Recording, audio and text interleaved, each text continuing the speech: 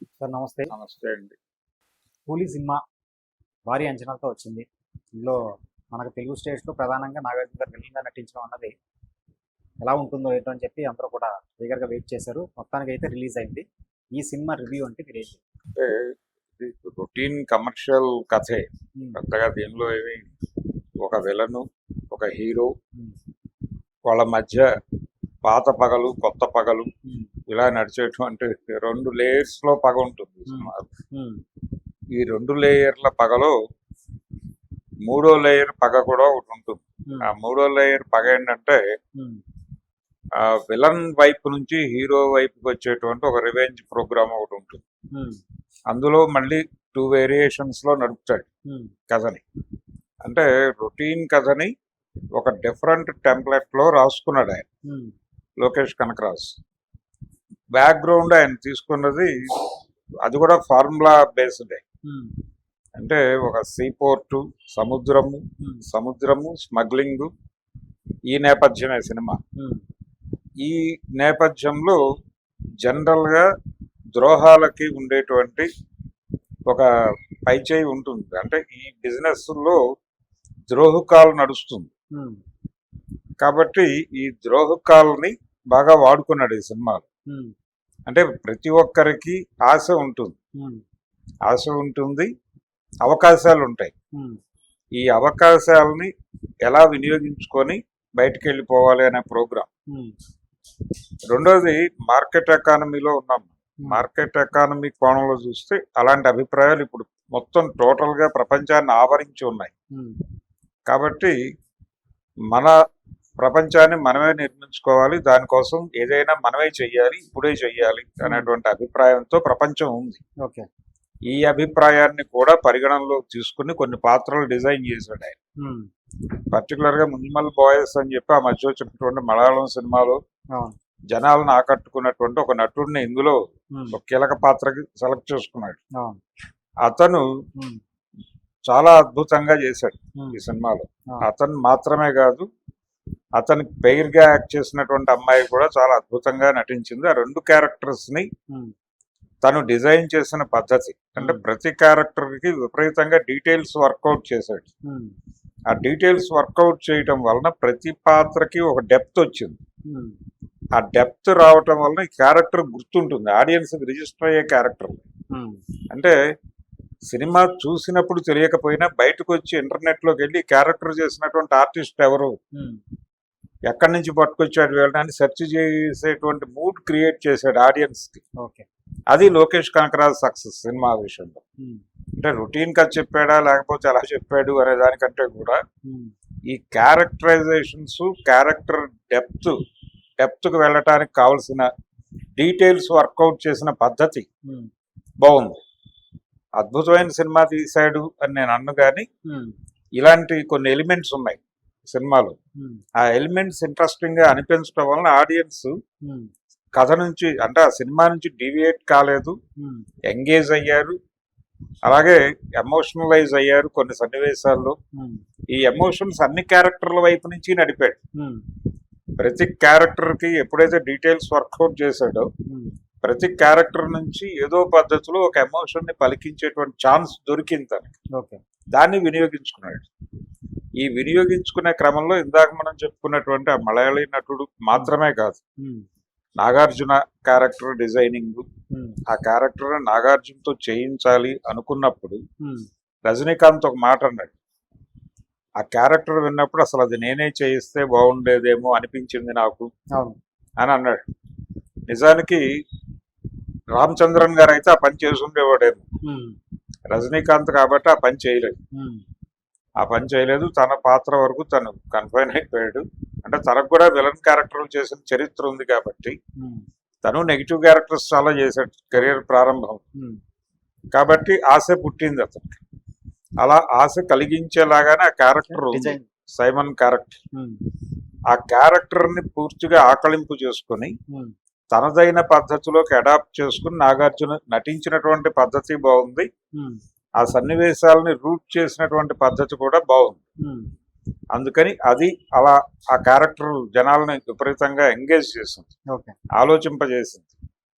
అలాగే అతని కొడుకు క్యారెక్టర్. ఉమ్, ఆ కొడుకు క్యారెక్టర్ కూడా ఈ డీటెయిల్స్ వర్కౌట్ చేయడం వలన ఒక డెప్త్ వచ్చింది దానికి. ఉమ్, ఆ డెప్త్ రావడం వలన క్యారెక్టర్ గుర్తుంటుంది ప్రేక్షకులు. ఉమ్, అలా అతని ప్రేమ కథ, దానిలో ఉన్నటువంటి ట్విస్ట్లు, ఇవన్నీ ఎంగేజ్ చేస్తాయి ఆడియన్స్. ఉమ్, ఎంగేజ్ చేయడంతో పాటు సెంటిమెంటల్ కూడా పండుతాయి ఆ ఏరియా. ఉమ్, దాన్ని వర్కౌట్ చేశాడు. అలాగే రజనీకాంత్ క్యారెక్టర్ డిజైన్ చేసిన పద్ధతి, అతని ఫ్లాష్ బ్యాక్, ఉమ్, అతనికి సత్యరాజ్ క్యారెక్టర్ కి ఉన్నటువంటి లింకు, ఉమ్, ఆ లింక్ ని ఎస్టాబ్లిష్ చేసిన పద్ధతి, ఉమ్, ఇలా ఈ లింకులు అల్లుకోవడము, ఈ క్యారెక్టర్స్ డీటెయిల్స్ వర్కౌట్ చేయడం, దాని మీదే కాన్సన్ట్రేషన్ సినిమా. ఉమ్, అందుకని థియేటర్లో కూర్చున్నంతసేపు ట్రావెల్ అయ్యాడు ప్రేక్షకుడు. ఉమ్, ఇదేదో అద్భుతమైన కథ, గొప్ప కథ అని చెప్పను నేను. ఉమ్. ఎందుకంటే చాలా ఆ కథలోకి వెళ్తే డొల్లతనం చాలా ఉంది. ఉంటది. అంటే మీకు ఎక్కడా కూడా స్ట్రైట్ రోల్ ఏమిటి అనేది ఉండదు దానిలో. ఉమ్, స్ట్రైట్ కన్వెన్షన్ అది టోటల్ గా ఒక మాఫియా బ్యాక్ డ్రాప్ లో సినిమా నడిచిపోతూ ఉంటుంది దాని మానాన. ఉమ్, దీనిలో స్ట్రైట్ రోల్ అనేది ఉన్నట్టుగా కానీ అది ఎక్కడ అప్పుడప్పుడు ఒకటి ఉంటుంది, అదేదో అతిథి పాత్రలో కనిపిస్తుంది తప్ప ఉమ్, మెయిన్ స్ట్రీమ్ లో అటువైపు నుంచి ఒక బలమైనటువంటి క్యారెక్టర్ అక్కడ కనబడదు. ఓకే. ఈ ఇన్ఫార్మర్ నెట్వర్క్ అనేటువంటి ఒక అనుమానం క్రియేట్ చేయడానికి ఒక అతిథి పాత్రలో స్ట్రైట్ ని ప్రవేశపెడతాడు తప్ప ఉమ్, స్ట్రైట్ వైపు నుంచి కాన్సన్ట్రేటెడ్ గా అక్కడ జరుగుతున్నటువంటి ఎఫర్ట్ ఏమిటి అనేది మనకి ఉమ్, ఈ క్యారెక్టర్ డిజైన్ చేయడంలో చూపించినంత శ్రద్ధ అటు నుంచి కనబడదు. ఉమ్, తను ఏదైతే నడపదలుచుకున్నాడో దాని మీద ఫోకస్ ఎక్కువ పెట్టేశాడు. ఉమ్, ఇలాంటి ఇబ్బందులు ఉన్నప్పటికీ కథలో అవి పక్కన పెట్టేస్తే ఉమ్, కథగా మనకి కన్విన్సింగ్ గా నడిపించుకుంటూ వెళ్ళిపోయాడు అంతే. ఉమ్, అతని టార్గెట్ అదే. ఉమ్, అలాగే తను గతంలో కూడా విక్రమ్ సినిమాలు ఉమ్, రోలెక్స్ అనేటువంటి క్యారెక్టర్ తో అవును, సూర్యాన్ని పట్టుకొచ్చి క్లైమాక్స్ లో ఒక హడావిడి చేసి ఒక సర్ప్రైజ్ అవును, క్రియేట్ చేశాడు. అలాంటి సర్ప్రైజ్ చేయడం కోసం అమీర్ ఖాన్ ఎంచుకున్నాడు ఈసారి. ఉమ్, అమీర్ ఖాన్ ఎంచుకోవడంతో పాటు అమీర్ ఖాన్ క్యారెక్టర్ కి రజనీకాంత్ క్యారెక్టర్ కి ఒక లింక్ ఉమ్, పెట్టి అవును, దాన్ని ఎమోషనలైజ్ చేసి ఉమ్, దాని మీద కొంత కథ నడిపాడు. నడపడంతో ఏంటంటే మీ క్లైమాక్స్ లో కూడా ఆడియన్స్ ఎంగేజ్ అయ్యారు ఉమ్, ఆ రెండు క్యారెక్టర్ల మధ్య జరిగేటువంటి వ్యవహారంతో.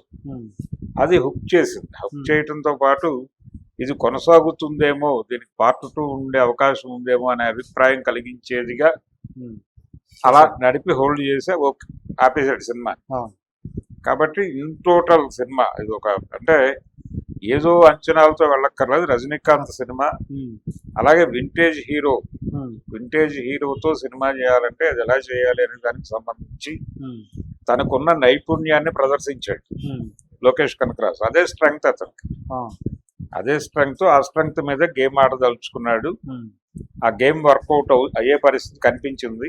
ఉమ్, అలాగే తన ప్రచారం ద్వారా, ప్రచార వ్యూహం ద్వారా తను నిజానికి ఈ రోజు అయితే చాలా ప్రాంతాల్లో పర్టికులర్ గా సౌత్ ఉమ్, బుకింగ్ సైడ్ చూస్తే కంపారిటివ్ గా వార్ 2తో పోలిస్తే గట్టి పోటీ ఇవ్వటం మాత్రమే కాదు, కొన్ని చోట్ల ఎడ్జ్ తీసుకున్నటువంటి పరిస్థితి కూడా కనిపించింది. అవును, కూలీ అవును, అంటే వింటేజ్ హీరోలతో ఏం చేయబోతున్నాడు ఇతను, నాగార్జున, రజనీకాంత్ వీళ్ళతో ఉమ్, ఏం మ్యాజిక్ చేయబోతున్నాడు అమీర్ ఖాన్.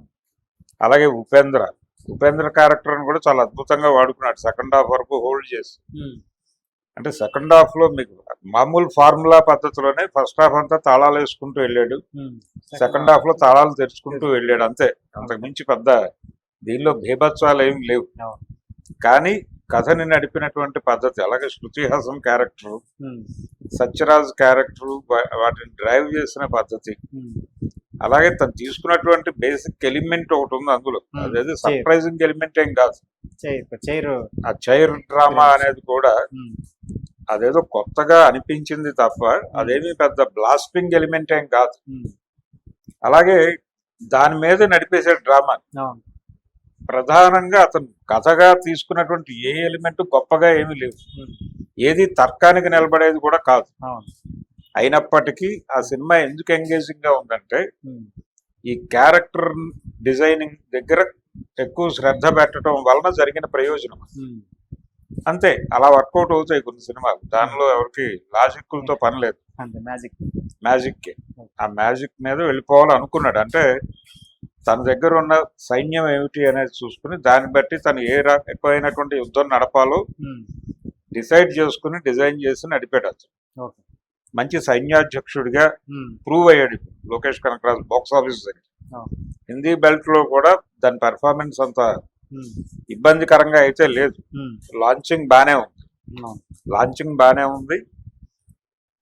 రివ్యూస్ కూడా పాజిటివ్ గానే ఉన్నాయి, మరీ అంత ఇబ్బందికరంగా లేదు.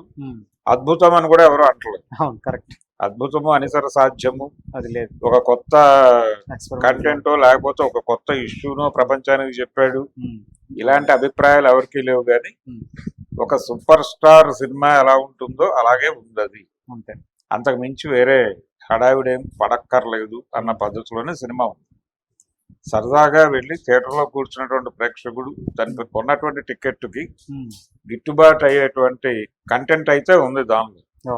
విజువల్ గా ఆ విజువల్ ఫీస్ట్ ఇచ్చాడు. అలాగే తను ఇందాక మనం మాట్లాడుకున్నట్టుగా ఆ మున్సిపల్ బాయ్స్ నుంచి అడాప్ట్ చేసుకున్నటువంటి కుర్రాడైతే ఆ క్యారెక్టర్ ని చాలా అద్భుతంగా డ్రైవ్ చేశాడు, నిలబెట్టాడు. కొన్ని సన్నివేశాలని నిలబెట్టాడు.